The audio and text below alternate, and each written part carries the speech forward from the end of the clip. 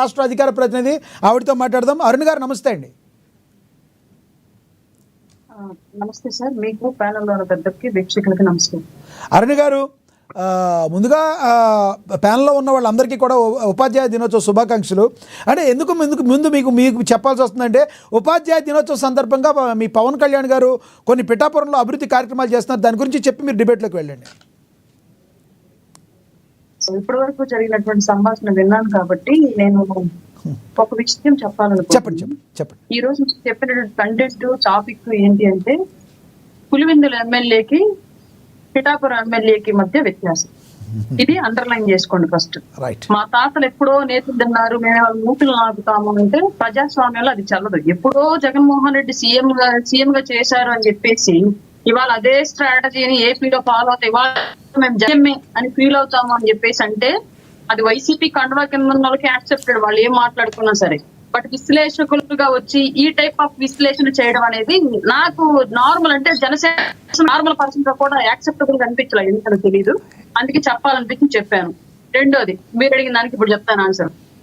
Pithapuram MLA Pawan గారు ఆ నియోజకవర్గంలో వేసి ఆదరించి అత్యంత భారీ మెజారిటీతో గెలిపించినటువంటి ప్రజానికానికి ఒకరిగా కాక వాళ్ళ ఇంటి బిడ్డగా ప్రతి వర్గానికి సంబంధించి మానవీయ కోణంలో ఆలోచించి ఎంత చెయ్యాలనుకుంటే అంత చేస్తూ మంచిని ప్రజలకి, అలాగే పక్క పార్టీల ఎమ్మెల్యేలకి, మిగతా నియోజకవర్గాల ఎమ్మెల్యేలకు కూడా ఒక ఐకాన్ గా నిలుస్తున్నారు ఆయన. ఇప్పుడు పిఠాపురంలో పవన్ కళ్యాణ్ గారు ఇచ్చారు, ఆటోమేటిక్ గా మిగతా నియోజకవర్గాల్లో కూడా ఒక కాంపిటీషన్ స్పిరిట్ వచ్చేస్తుంది. ఒక హెల్దీ కాంపిటీషన్ సిచ్యువేషన్ క్రియేట్ అయినప్పుడు ఎమ్మెల్యేలు క్లియర్ గా వాళ్ళు ఒక బాసిజం కాకుండా మేము ప్రజలకు సర్వెంట్స్ మే అన్నటువంటి ఫీలింగ్ ఆటోమేటిక్ గా వచ్చేటువంటి సిచ్యువేషన్ వాళ్ళు పవన్ కళ్యాణ్ గారు క్రియేట్ చేస్తున్నారు. కాబట్టి అందులో భాగంగా మన రాఖీ పండగకి వితంతు మహిళలకు చీర సారే పంపించిన, అంతకు ముందు ఎవరైతే ఒక తెలుసో తెలియక ఒక విలేజ్ లో జరిగినటువంటి 2 కులాల మధ్య ఇష్యూని రాజకీయంగా వాడుకొని చలి కాచుకోవాలని చూశారు, ఒక ఎలక్ట్రీషియన్ మరణాన్ని కులాల మధ్య కుంపటిగా రాజేసి రాజకీయ చలి కాచుకోవాలని చూశారు.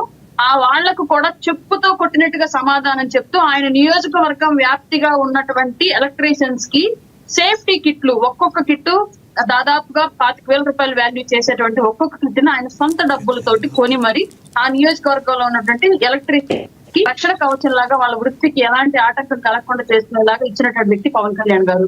ఈ రోజు ఉపాధ్యాయ దినోత్సవం సందర్భంగా కూడా ఆయన గురువులు అసలు ఆయన నియోజకవర్గ వ్యాప్తంగా ఉన్నటువంటి ప్రభుత్వ మరియు ప్రైవేటు విద్యాలయాల్లో ఉన్నటువంటి గురువులను కూడా గౌరవిస్తూ ఆయన సొంత డబ్బులతోటి ఇలా పంపించడం అనేది, పై వర్గం పరిధిలో కూడా 100 పడకల ఆసుపత్రి స్టార్ట్ చేయడం దగ్గర నుంచి నియోజకవర్గంలో ఉన్నటువంటి ప్రతి విలేజ్ లో సీసీ రోడ్లు, బీటీ రోడ్లు నిర్మాణం చేపట్టడం దగ్గర నుంచి ఉన్నటువంటి అన్ని కాలువలు పూడికలు తీయించి నీటి పారుదల వ్యవస్థకి ఎలాంటి ఆటంకం కలిగించకుండా చేయడం దగ్గర నుంచి ప్రతి చోట కూడా RO వాటర్ ప్లాంట్లు పెట్టించి కలుషిత నీరు తాగేటువంటి అవసరం వాళ్ళ నియోజకవర్గంలో ప్రజలకు రాకుండా చేయడం దగ్గర నుంచి కూడా ప్రతిదీ ఆ ఇంట్లో సొంత బిడ్డలాగా తన తల్లి గురించి ఎలా కొడుకు ఆలోచిస్తాడు, తన చెల్లెల గురించి ఎలా అన్న ఆలోచిస్తాడు, తన బిడ్డల గురించి ఎలా తండ్రి ఆలోచిస్తాడు, ఇలా ప్రతి విషయంలో పిఠాపురంలో ప్రతి ఇంటి బిడ్డగా పవన్. అరుణ్ గారు ఇక్కడ ఒక ప్రశ్న.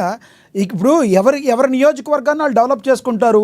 ఆ లెక్కొస్తే పులివెందును కూడా జగన్మోహన్ రెడ్డి గారు బాగానే డెవలప్ చేసుకున్నారు. ప్రజానాయకుడిగా ఇది సరిపోతుందా? పవన్ కళ్యాణ్ గారికి జగన్మోహన్ రెడ్డి గారికి అసలు తేడా ఏంటి? ప్రజానాయకుడు ఎవరంటే ఏంటి డిఫరెన్స్ చెప్తారు మీరు?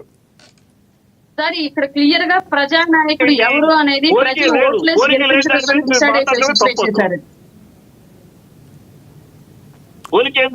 చిట్టిబాబు గారు ఒక్క నిమిషం ఆగండి, ఇస్తాను. చిట్టిబాబు గారు మీకు ఇస్తా, ఆగండి. ఎస్, అరుణ్ గారు కంటిన్యూ చేయండి.